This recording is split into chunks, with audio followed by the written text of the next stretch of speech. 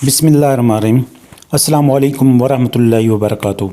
मोहतरम नाज़रीन, आज की इस वीडियो में हम आपको एक ऐसा आसान और घरेलू नुस्खा बताएंगे जिन लोगों के अंदर पुरानी खांसी है या काली खांसी है या गले का इन्फेक्शन है या दायमी नज़ला ज़ुकाम है या दायमी कोई गले का इन्फेक्शन है या लंग्स में कोई इन्फेक्शन है, चेस्ट इन्फेक्शन है या कब्ज़ है, पुरानी कब्ज़ है, दायमी जिसे कब्ज़ कहते हैं, या गैस बनता है, एसिडिटी बहुत ज़्यादा है, भूख नहीं लगती, ये इसके लिए हम आपको एक आसान और सादा सा बताएंगे।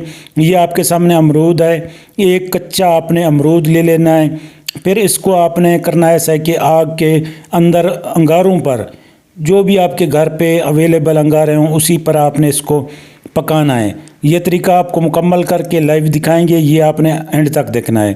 अच्छा, इसका फ़ायदा ये है कि ये पट्ठों की कमज़ोरी, जिनके अंदर असाबी कमज़ोरी हो, जो लोग सर्दी से हसास हैं, जिनके अंदर कुव्वत बा की कमी है, जिन औरतों में जो ना पट्ठों की कमज़ोरी होती है और थकी थकी रहती हैं, उनके लिए, मर्दों के लिए जिनके अंदर ताकत की कमी है, कुव्वत बा के लिए, और ख़ास तौर पर ये एलर्जी इन्फेक्शन के लिए कमाल की चीज़ है। बच्चे भी इस्तेमाल कर सकते हैं, बड़े भी इस्तेमाल कर सकते हैं। जिनको खांसी है पुरानी वो भी इस्तेमाल कर सकते हैं, और जिनके अंदर दमा है या किसी किस्म की सांस की एलर्जी है वो भी इसे इस्तेमाल कर सकते हैं।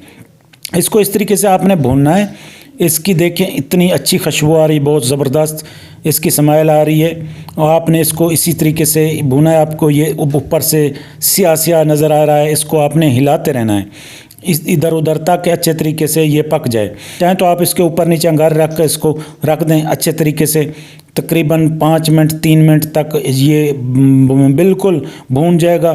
फिर आपने इसको नीचे उतार लेना है, या अगर आपने चूल्हे के अंदर ही रखा है नीचे तो फिर आपने निकाल लेना है उससे ये है कि इसको फिर आपने गरम गरम काट लेना है अच्छे तरीके से। इसको तकरीबन 4-5 हिस्सों में आपने इसे अच्छे तरीके से काट लेना है। काटने के बाद आपको ये हम इस तरीका भी बताएंगे किस तरह अपने इस्तेमाल करना है। ये देखें इस तरीके से आपका बनेगा। ये खूबसूरत खुशबू आ रही है, प्यारी प्यारी खुशबू आ रही है। इसको ज़्यादा टेस्टी बनाने के लिए हम क्या करेंगे, इसमें जो है ना नमक डालेंगे।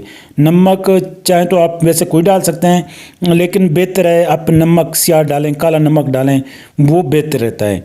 काला नमक डाल के इसको आपने सुबह और शाम खाना है। जो छोटे बच्चे हैं उनको एक डली सुबह एक शाम डाल खिलानी है, जो बड़े हैं वो आधा सुबह खा लें आधा शाम को खा लें। इसी तरीके से रोज़ाना बना रहे हैं, लेकिन आपने कच्चा अमरूद लेना है, पक्का नहीं लेना। इसके फ़ायदे हम आपको बता चुके हैं। पट्ठों की कमज़ोरी, मर्दाना कमज़ोरी, थकी थकी औरतों में जिनके अंदर बहुत ज़्यादा मेंसेस का प्रॉब्लम है, मेंसेस रुके हुए हैं, उनके लिए, और दिमाग की कमज़ोरी के लिए, मैदे के लिए, जिगर के लिए, सब के लिए बहुत अच्छा है। इसको बनाएं और हमें दुआओं में याद रखना। मिलते हैं कल इसी तरह के नेक्स्ट वीडियो में न्यू इन्फॉर्मेशन के साथ।